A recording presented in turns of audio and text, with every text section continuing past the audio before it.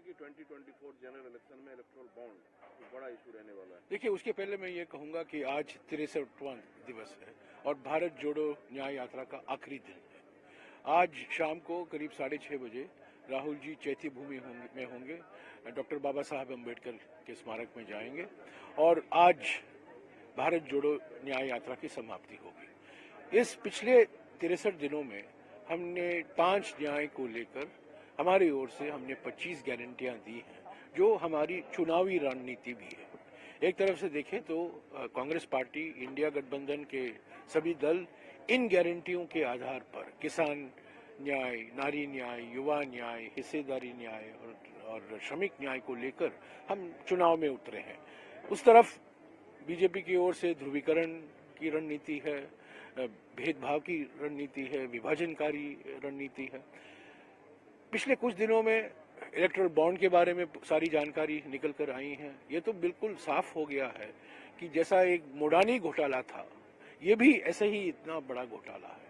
और मैं समझता हूं इन दो घोटालों से ये बिल्कुल साफ साबित हो जाता है कि प्रधानमंत्री ने घूस की जो माउंट एवरेस्ट है, सर्वोच्च स्थान पर पहुंच गए हैं। ये एक्सटॉर्शन है, ईडी एक्सटॉर्शन डायरेक्टरेट हो गया है, एनफोर्समेंट डायरेक्टरेट नहीं। ये चंदा दो, बाद में आपको ठेका दो, धंधा लो, यही तो रास्ता दिखाया गया ना। और हफ्ता वसूली, आप कंपनियों के खिलाफ ईडी छोड़ो, सीबीआई छोड़ो, इनकम टैक्स छोड़ो, ताकि आपको चंदा मिले। तो बिल्कुल जो राहुल जी ने कहा है बिल्कुल सही कहा है और हम चाहते हैं कि सुप्रीम कोर्ट के द्वारा इस पर एक निष्पक्ष जांच होनी चाहिए।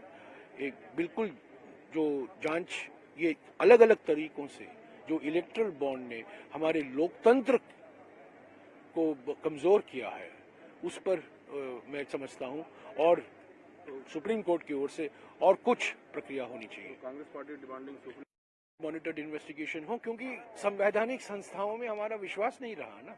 जिस तरीके से मोदी प्रधानमंत्री और गृह मंत्री ने इन अलग निष्पक्ष संस्थाओं को कमजोर किया है, मिसाल के तौर से election commission, CAG, national commission for scheduled tribes, ये सारी संस्थाएं संवैधानिक संस्थाएं हैं। सर, आपके पास तो कांग्रेस पार्टी के पास वकीलों की एक बड़ी फौज है, दलीलें क्या होगी इसके संदर्भ? अभी देखिए क्या होता है, मैं अभी आज ही नहीं कह पाऊंगा, पर ये अभी जानकारी हासिल किए जा रहे हैं। अभी पूरा जानकारी आया भी नहीं है। अभी सुप्रीम कोर्ट ने मांगा है ना, हर एक बॉन्ड का नंबर, जो विशेष नंबर होता है वो आए, ताकि मैच हो बॉन्ड से किस बॉन्ड से किस पार्टी को पैसा मिला है। और बिल्कुल साबित हो जाएगा, क्योंकि कल राहुल जी ने तो कहा बिल्कुल स्पष्ट भाषा में कि देखिए, कांग्रेस पार्टी के हाथ में सीबीआई नहीं है, कांग्रेस पार्टी के हाथ में ईडी नहीं है, कांग्रेस पार्टी के हाथ में इनकम टैक्स डिपार्टमेंट नहीं है और कांग्रेस पार्टी राष्ट्रीय स्तर पर कॉन्ट्रैक्ट देने की स्थिति में नहीं है।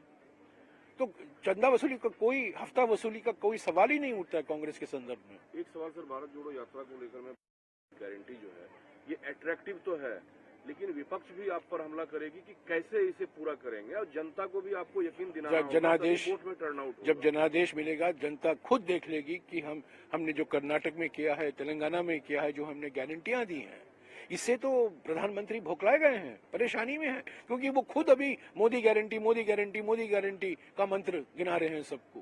पहले तो कभी गारंटी का शब्द नहीं इस्तेमाल करते थे, पर वो जान गए हैं कि गारंटी शब्द अभी हमारे राजनीतिक शब्दकोश में आ गया है और ये राहुल गांधी जी का योगदान है। विपक्ष को परेशान करने के अलावा जनता में कॉन्फिडेंस मतदान से पहले कांग्रेस को भी भरना होगा। बिल्कुल, हम जनता के बीच में जा रहे हैं। पिछले 63 दिनों में हम मणिपुर से लेकर 16 राज्यों से आए हैं। मणिपुर से हमने शुरुआत की थी 14 जनवरी को। वही मणिपुर जो 10 महीने से जल रहा है, लाखों लोग विस्थापित हुए हैं, सैकड़े लोग मारे गए हैं और वहां प्रधानमंत्री जा नहीं पाए, प्रधानमंत्री गए नहीं है, प्रधानमंत्री चुप्पी नहीं तोड़े, उनके मुख्यमंत्री से नहीं मिले, उनके सांसदों से नहीं मिले, विधायकों से नहीं मिले। उसी मणिपुर से भारत जोड़ो न्याय यात्रा की शुरुआत हुई थी और आज चैत्य भूमि में समाप्त होगी। सर, आज 3 बजे पता चलेगा चुनाव ओडिशा। ये तो औपचारिक घोषणा है, इसमें क्या कोई राज नहीं है, औपचारिक घोषणा है, घोषणा होनी चाहिए। लेकिन देखना ये होगा कि इसी साल के अंत में महाराष्ट्र, हरियाणा, झारखंड में भी। हाँ, हो जाएगा, हम तैयार हैं। हमने 28 दिसंबर को हमने नागपुर में रैली की थी, आपको याद होगा। तैयार हैं हम, यार हम हैं तैयार। इस बीच के कविता जो है वो ईडी के द्वारा गिरफ्तार की जाती है। ईडी लगातार आप लोगों के सवालों के घेरे में है। नहीं, मैं किसी व्यक्ति के बारे में नहीं कहूंगा, पर मैं ये जरूर कहूंगा कि ईडी पिछले 10 साल में जिस तरीके से ईडी, सीबीआई और इनकम टैक्स का दुरुपयोग हुआ है, ये बीजेपी के हाथ में हथियार बन गए हैं, ये बीजेपी के फ्रंटल संस्थाएं बन गई हैं। तो आपको लगता है कि जिस तरीके से राहुल ये गांधी प्रतिशोध की राजनीति है, हमेशा प्रतिशोध। मैं किसी एक व्यक्ति के संदर्भ में नहीं कह रहा हूँ, मैं जनरली बात कर रहा हूँ कि ये प्रतिशोध की राजनीति, उत्पीड़न की राजनीति एक है। बहुत इंपॉर्टेंट बात जो राहुल गांधी ने कहा कि ईडी, आरएसएस, आईडी जो है ये बीजेपी और आरएसएस की संस्था है। अगर बीजेपी हटती है सत्ता से तो दुनिया देखेगी कार्रवाई कैसे बिल्कुल कार्रवाई होगी, बिल्कुल इनको निष्पक्ष बनाना है। ये स्टैट्यूटरी संस्थाएं हैं, कुछ संस्थाएं संवैधानिक संस्थाएं हैं। इलेक्शन कमीशन संविधान के तहत बनाया गया है, ईडी कानून के तहत बनाया गया है। तो ये जो बिल्कुल गैर कानूनी काम कर रहे हैं, संविधान के खिलाफ काम कर रहे हैं, प्रतिशोध की राजनीति और उत्पीड़न की राजनीति में ये हथियार बन गए हैं, हम इसको बंद करेंगे। एक सर आखिरी सवाल है, आज और कल के बाद सबसे बड़ी चुनौती इंडिया अलायंस में होगा सीटों का फटाफट बंटवारा। हो गया है, सिर्फ घोषणा बाकी है।